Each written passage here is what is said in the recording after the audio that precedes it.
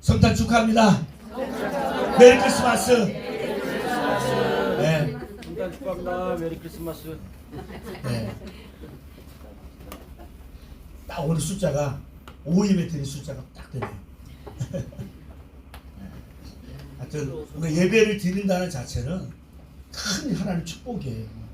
물론 예배를 못 드리는 것도 뭐 저주가 아니라 오늘 이 자리에서 이 시간에 정한 시간에 예배 드리는 건 너무 귀하고, 오늘도 하고 이기지 않게 우리 안민수 목사 정상 입사님 늘 하시면 빠지지 않고 빠졌잖아요. 그때 지금 상이 나갔대.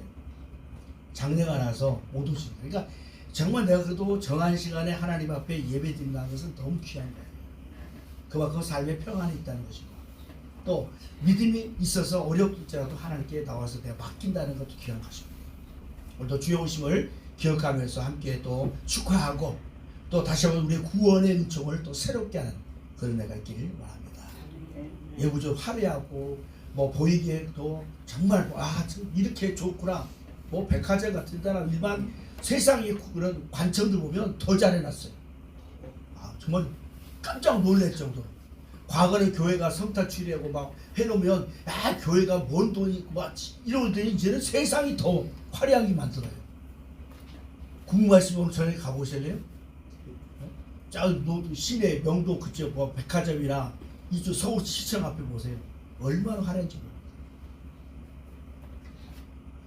세상은 점점 화려해져 가는데 교회는 점점점, 물론 외부적인 그런 화려함이 아닌 믿음으로서 하나님을 바라보는 그 은혜가 점점 약해지는 걸 보면,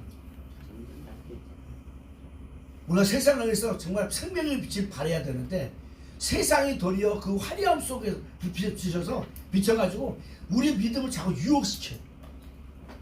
세상의 화려함을 쫓게 만들고 세상의 부귀영화를 쫓게 하는 이 모습들, 다시 한번 주의 오심을 다시 한번 기억하기 원합니다. 오늘 보세요. 인자라는 말이 나와요.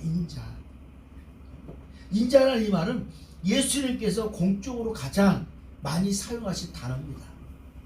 그러니까 예수님께서 인자라고 이 말한 건, 인자, 사람의 아들이라는 말이죠. 사람의 아들. 인자라는 말을 사용하시는 보면 특별히 자신의 존재를 드러낼 때 말합니다. 나는 이런 사람이다 할 때. 오늘 본문도 인자가 온 것은 섬김을 받으려 함이 아니라 하는 것처럼 역시 마가복음 10장에 똑같은 말씀이 나와요. 인자가 온 것은 섬김을 받으려 함이 아니라 도리어 섬기려 하고 자기 목숨을 많은 사람의 대속물로 주려 함이라고 기억합니다. 그러니까 인자가 온 것은 세상의 영광을 얻기 위해서, 받기 위해서 온 것이 아니라는 거예요. 주님께서 결코 세상의 영광을 위해서 오신 것이 아니라 도리어 십자가를 지시기 위해서 오셨다는 것이죠. 또한 인자가 온 것은 섬기려 하고, 그 말씀도 친히 섬김을 보여주셨어요. 또한 인자라고 할 때는 자신의 이 순환, 이 고난, 십자가의 그런 그 죽으심을 표현할 때에 말씀을 합니다. 특별히 예수님의 십자가의 고난에 관련돼서 인자라는 말씀을 계속 사용하고 있는 겁니다.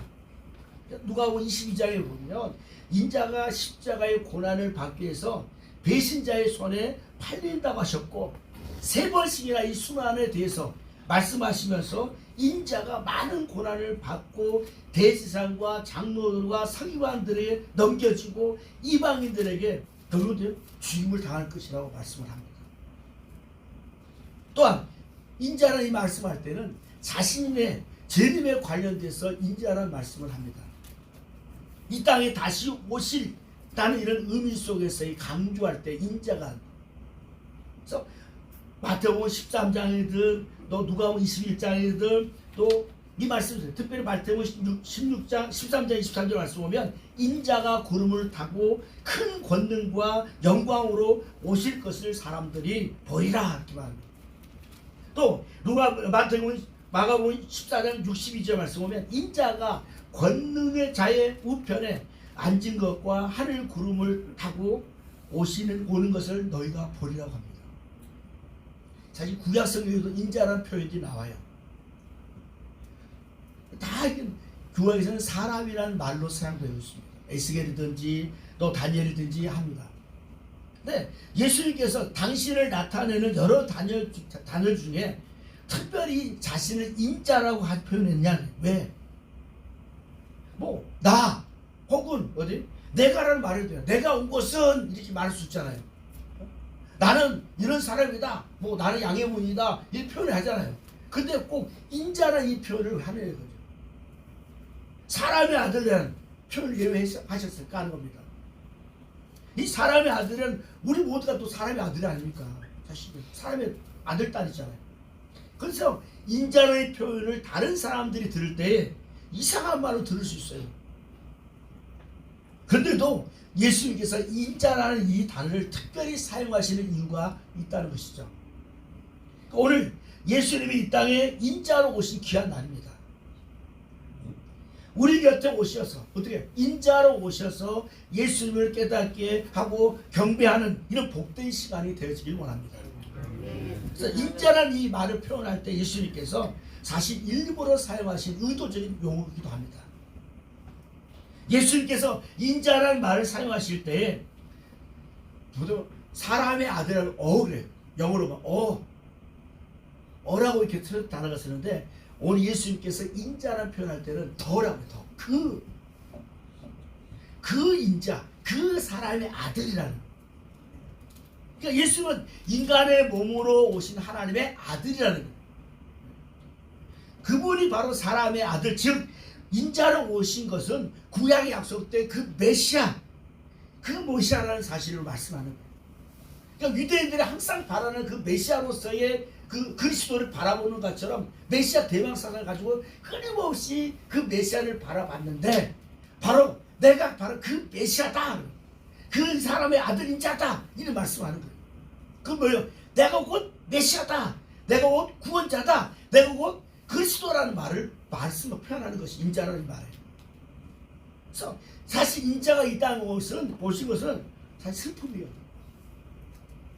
하나님의 아들이 사람의 모양으로서 이 땅에 오신 것은 인자에게 너무도 그래요. 큰 슬픔과 아픔이죠. 하나님의 영광의 보좌를 버려두고 하나님이신 분이 이 사람의 몸을 입어서 어때요? 각종의 제약을 다 받으신 거 아니에요. 예수님 모두 우리 희노애락을 다 아시는 분이에요. 그래서 우리를 동정하신다. 그래서 체류하신다는 말은 하나님은 이 사람의 몸을 입었다. 이 인자로서 온 것은 우리 모든 것을 다 아시고 그러면 체험하시는 분이에요. 그래서 슬플 때는 우시는 분이었고 우리 모든 아시는 분. 그러기에 돼요. 그 하나님이 우리를 사랑할 수밖에 없는 거잖아요. 그래서 요셉이 마리아를 통해서의 그런데요. 그 임신의 소식을 때 얼마나 고민합니까? 슬퍼합니까? 아마 오늘날 우리 같았으면 어때요? 일 같으면 어때요? 뭐 파혼하든지 아니면 그냥 없애버려 이럴 수 있잖아요. 사실 요셉도 그런 생각을 가졌어요. 근데 하나님께서 천사를 통해서 어때요? 그 마리아를 잉태한 것은 사람이 아닌 성령으로 잉태했다고. 그 너희를 내게로도 결혼하는 거죠. 되게 되는 것을 금하지 말라고. 그러니까 어떻게 맞이하고 이 정말 그 예수님을 모든 심혈을 기도에 다해서 예수님이 오신 길을 예비하는 요셉. 부정이 아닌 성령과 성령의 능력으로서의 된 것이기에 알로 맞이하는 이 요셉. 그러니까 그 예수님은 성령으로 잉태되는 순간부터 사실은 죽음의 위기를 갖는 거잖아요. 그렇잖아요. 천의 몸으로 오신 그 인자 아무도 받아들일 수 없습니다. 그렇지 않습니까? 우리도 왠지 과거에 그 동네 처녀가 아이를 가지고 얼마나 많은 지탄을 대상을 받습니까?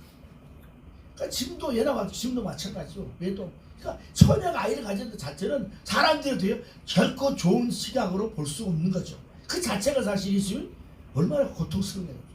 또 어떻게 끊어버리려 하죠. 요셉도. 그 죽음의 순간이. 동정녀 마리아에게 성령으로 잉태하신 그 주님. 그 순간은 또 죽음의 위기지만 그 모든 과정 속에서 하나님의 이끄신 역사. 그를 가지고 요셉을 이끄셔서 그 모든 준비케 하시나. 또한 그가 태어날 때 초라한 구유에 태어납니다. 아무것도 사실 그래서 준비해 둔 적 없어요. 초라한 구유의 한편에서 이 땅을 구원하시기 위한 하나님의 아들로서의 인자로 태어나신 주. 구유는 아시잖아요. 먹이통이잖아요. 생각해 보세요. 먹이통이 얼마나 깨끗하겠습니까? 아마 대충 치워서 그냥 악이 나니까 그냥 포대기 하나 척 하고서 그런 모습이죠. 전혀. 근데 이 놀라운 비밀이 여기 있잖아요. 그 구유는 뭐합니까?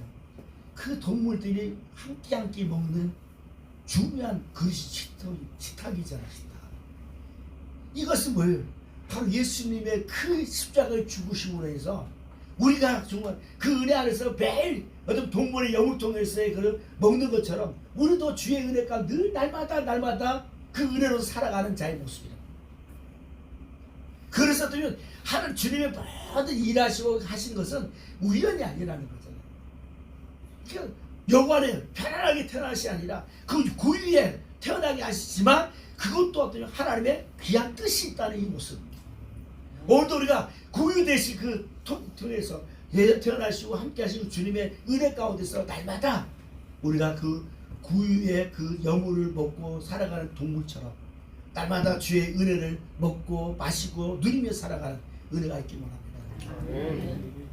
그런데 또 태어나면 좋았어요. 얼마 있다가 또요 외국으로 피신납니다. 왜요?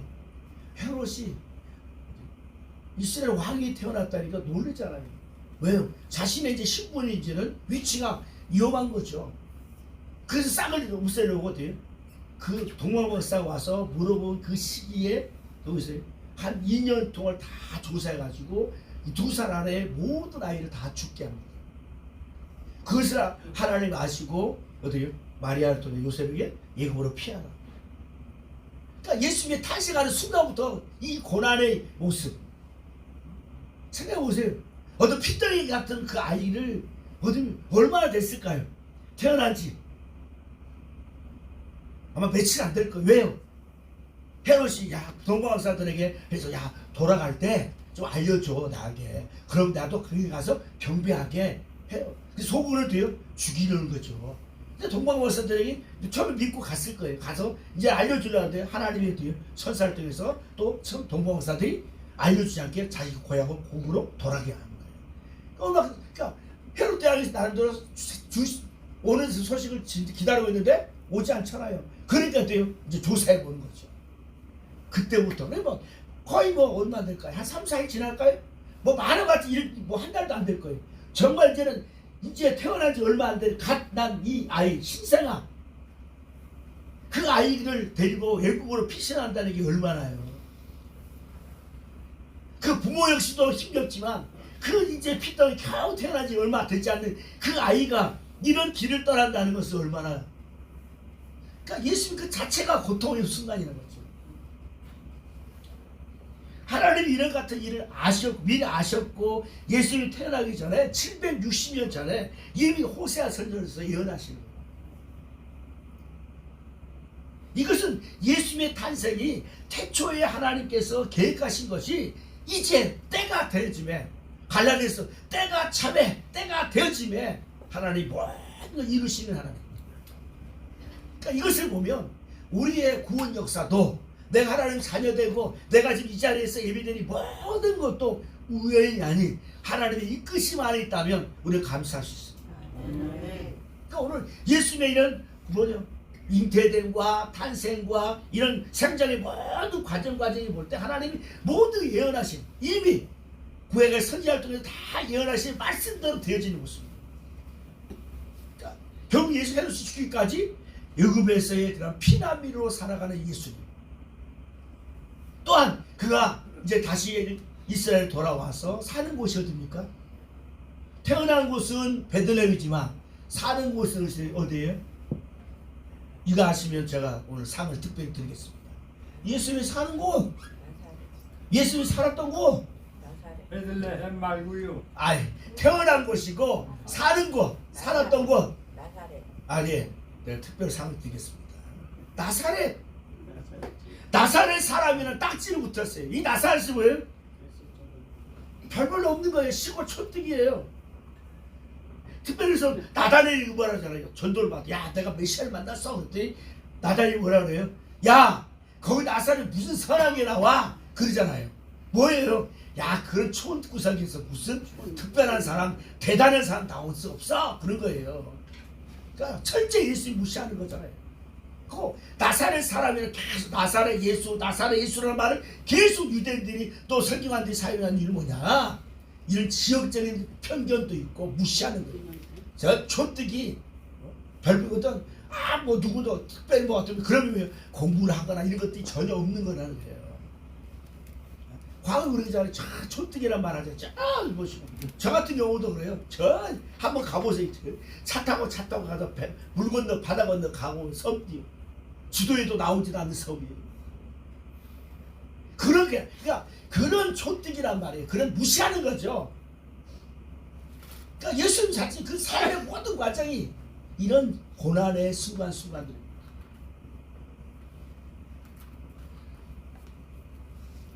뭐 예수님 당시뿐만 아니라도 구약 역시도 이 나사렛은 여전히 사람들로부터 인정받지 못한 곳이었습니다. 그러니까 인자가 온 것은 이렇게 슬픔이고 고난이고 시련이었어요. 네, 인자가 자신을 대속물로 주심은 우리의 기쁨이에요. 그러니까 예수님은 슬픔이고 고난이고 이런 죽음의 연속적인 그런 힘겨움의 인생이라면 오늘 우리가 예수님의 대속물로서의 하나님의 자녀된 우리에게 기쁨이라는 거예요. 예수님의 슬픔이 우리에게 기쁨이 되어주고 예수님의 고난이 우리에게 승리가 되어주는 이 모습이다. 예수님이 그렇게 하셨기에 오늘 우리는 그 은혜 가운데 누리고 있다는 사실입니다. 아멘. 그러니까 우리를 구원하시려고 하나님의 아들이 성육신 하신 것이잖아요. 동료의 탄생으로서. 그러니까 예수님이 바로 나를 위해서 이렇게 오셨다는 자체. 하나님의 영광의 보좌를 버려두시고 낮고 천한 이 땅에 육신의 몸을 입고 오셨다. 그 오신 것은 바로 나를 구원하시겠어요.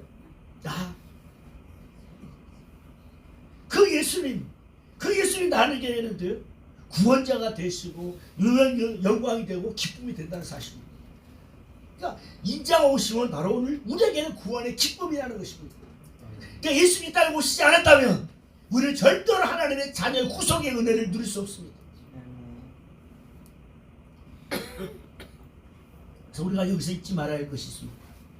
예수 이름이 모든 백성을 구원하시는 이름이 아니라 예수의 이름은 자기 백성을 구원할 자의 이름이다. 이거 말은 물론 예수님 이상의 모든 사람들을 구원하시고 오셨지만 그 가운데 우리가 하나님 택하신 우리에게 임하는 거예요.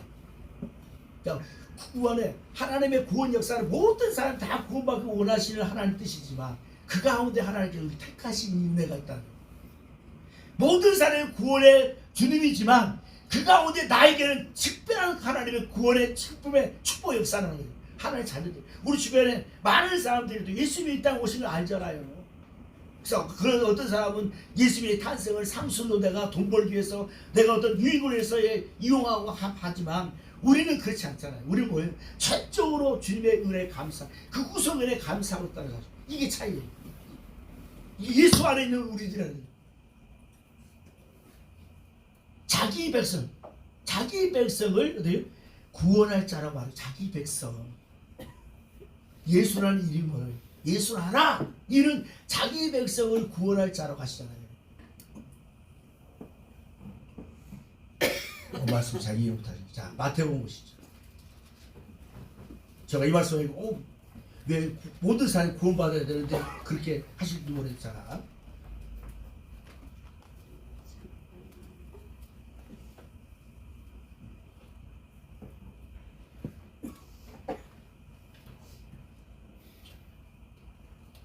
자, 마태복음 1장 21절 말씀 보세요. 아들을 낳으리니 이름을 예수라 하라. 이는 그가 자기 백성을 그들의 죄에서 구원할 자이심이라 이거예요. 이것은 뭐예요? 모든 세상 사람들 구원의 은총 안에 있지만 자기 백성, 예수 앞에 택한 사람들, 이 사람을 말하는 거예요. 모든 사람이 구원의 그런 은총 안에 있지만 그 구원의 효력을 받을 사람은 바로 정해졌다는 자기 백성. 하나님의 택한 사람, 하나님의 은총을 입은 사람, 이걸 말해요. 내가 그 하나님의 그런 특별한 사랑, 그런 특별한 은혜를 받았다는 거예요. 거기서 우리가 기뻐하고 감사하는 거잖아요. 이 성탄을 축하하는 게 달랑이 뭐예요? 아까 일반 사람들은 그냥 휴일이고 뭐하니 오늘 또 연휴니까 뭐 얼마나 좋아요. 뭐 함께 놀러가고 막 놀 수 있는 것이지만 오늘 우리들은 돼요. 이 시간에 이렇게 하나님께 예배 드릴 수 있다는 이 자체가 하나님의 택하신 하나님의 자녀이기 때문에 이렇게 하는 거죠. 아멘. 이게 바로 이거예요. 모든 사람이 다 성탄이라는 게 다 알려지지만 그 성탄의 축복은 하나님의 택하신 자기 백성들, 바로 오늘 우리들이 그 은혜 가운데 누린다 이것입니까? 구원의 호령은 한계가 있다는 거예요. 그러니까 자기 백성 하나님의 택한 백성, 바로 내가 그 구원의 은총을 누린다는 것이에요. 그래서 우리가 기뻐하고 감사하는 것이에요. 아시겠죠? 네? 설교하는 데 자꾸 뭔 말인가 한 것 같아서 확실하게 다시 한번 모든 인류에 예수님이 구원자로 오셨지만 그 구원의 효력은 바로 하나님의 택하신 자, 바로 내가 그 구원을 누린다, 내 것이 됐다는 거죠. 그러니까 특별한 은혜라는 거예요. 특별한 은혜. 아멘. 그 내가 하나님 자녀들이 얼마나 큰 축복이냐고요. 얼마나 감사하냐. 하나님 자녀 된 것은 뭐예요? 우리가 양자가 됐다고. 양자. 내가 자녀가 없어요. 근데 양자를 들어와요. 그리고 양자가 어떻게 해요? 그 양자지만 내가 난 자식은 아니지만 어떻게 해요? 이 자식이 내 모든 거 다 주잖아요. 유산으로 다 주잖아요. 이거예요. 우리가 그리스도 안에서의 양자가 되음을 통해서 우리가 하나님의 모든 것이 다 내 것이 되었다. 그래서 성공도 내 것이 된 거예요. 요즘 젊은 아이들 그러잖아요. 부모가 재산 있으면 일을 잘 안 하려고 그래요. 특별히 고생 안 하려고 그래요. 왜요? 부모가 다 내 건데 뭐. 저는 그 얘기 들었어요. 직접. 부모님 내 건데 뭐 굳이 내가 고생해? 조금만 지나면 뭐 아버지 부모님 다 돌아가실 거면 다 내 건데. 이런 이게 좀 뭐 하지만 우리가 그런 배짱도 있어야 된다는 거예요. 하나님께 다 내 것이다 하는 이런 배짱 안에서 우리가 당당하게 살자는 거죠. 지금 이 땅이 어려워도 그래도 지금 당장 주머니 돈 없어요. 부모가 줘야 되는데 없지만 다 부모가 내 것이래. 장래에 좀 지나면. 오늘 우리도 이 땅에 지금 살아갈 때 부족하고 연약가 많지만 결국 하나님 영광의 천국 내 것이라는 거죠. 그런 당당함 속에서 살아가면 어떻게 그 친구들 걱정이 없어요.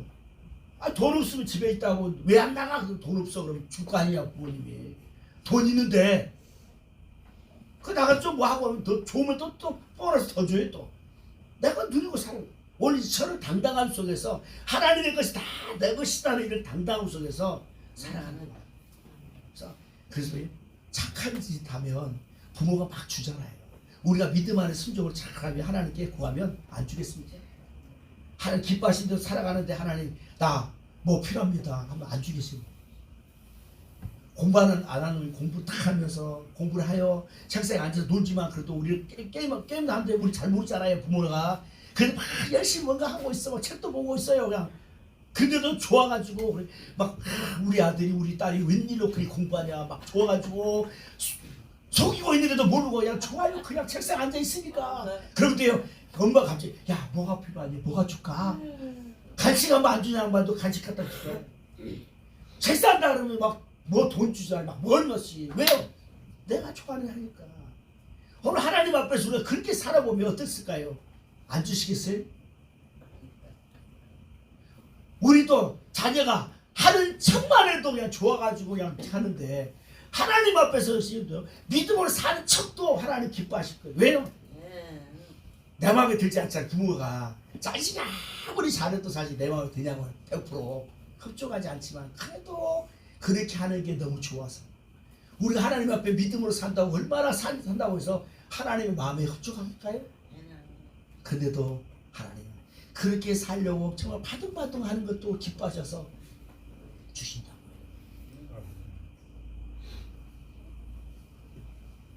우리가 부활의 영광이 내게 시는 그러니까 예수님의 모든 것이 다 나에게는 축복이에요. 예수님이 죽으심과 부활과 승천이 바로 내게는 돼요. 나는 이제 죄로 인해서 완전히 죽고 죄에 완전히 용서함을 입고 이제는 부활의 영광 가운데 주님과 함께 살아가는 거예요. 나는 부활이요 생명이 나로 알지 않고는 네?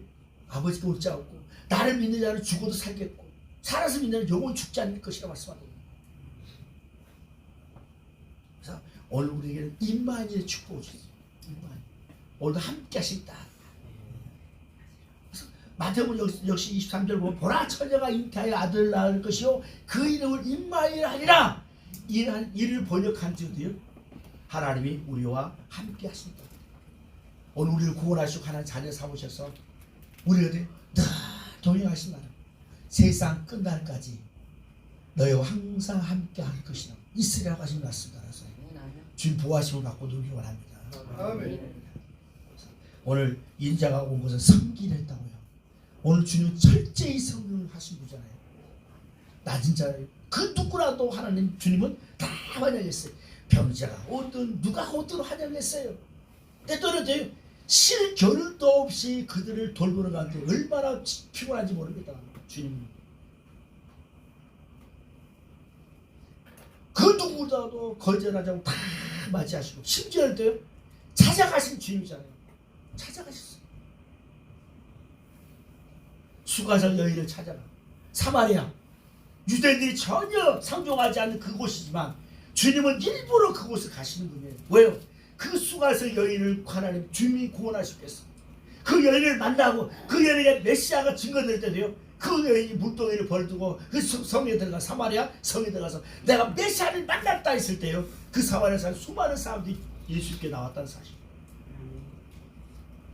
그래서 우리가 예수 안에서 사람을 차별이나 구별이나 할 수 없어요. 절대. 지금 이 시간으로 예배 드려서 많이 거린이 와도 환영하고 함께 예배 드려야 돼요. 때로는 끊임없이 도와줘야 될 부분도 있다 할지라도 우리는 환영해야 돼요. 왜요? 그 영혼을 살리고 그 영혼이 하나님의 은혜 가운데서 지금은 우리가 도와주고 도와준다 할지라도 하나님의 은혜 안에서 그가 복의 사람이 되어주고 이제는 받는 사람이 되다가 나중에 주는 사람이 될 수 있는 게 하나님의 은혜라는 사실이에요. 오늘 우리가 그렇잖아요.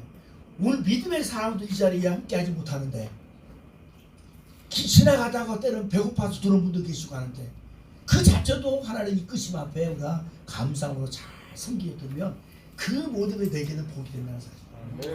교회는 절대적으로 뭐 배웠냐 못 배웠냐 있냐 없냐 절대 따지지 그거에 대해서 묻고 따지지 마세요. 절대적인 만약 교회가 그런 구분이 있고 차별이 있다면 그것은 하나님이 기뻐하실 교회는 절대 아니라고 하죠.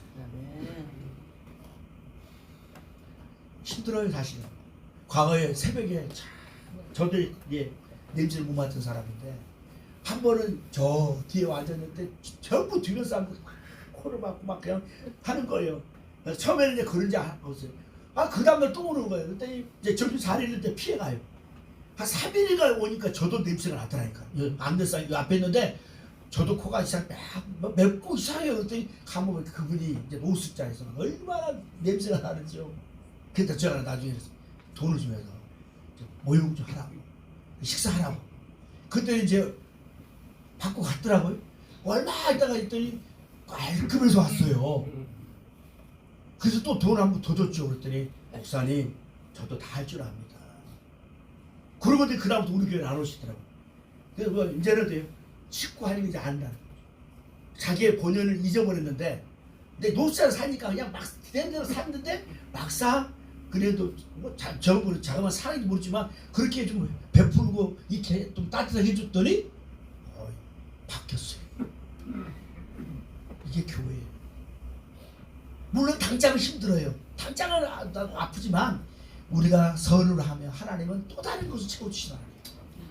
우리가 복음을 전할 때 이곳에 복음 다 열심히 전하지만 그 열매를 또 전혀 따는 곳에 우리가 이 아파트는 좀 전도지 얼마나 많이 하는지 모릅니다. 처음에는 막 시차 뭐 들고 가고 뭐 가가지고 얼마나 하는지 몰라요. 근데 한 명도 안 오더라고요. 근데 오면 꼭 이쪽 동네에서 다 오세요. 하나님 이렇게 하신다.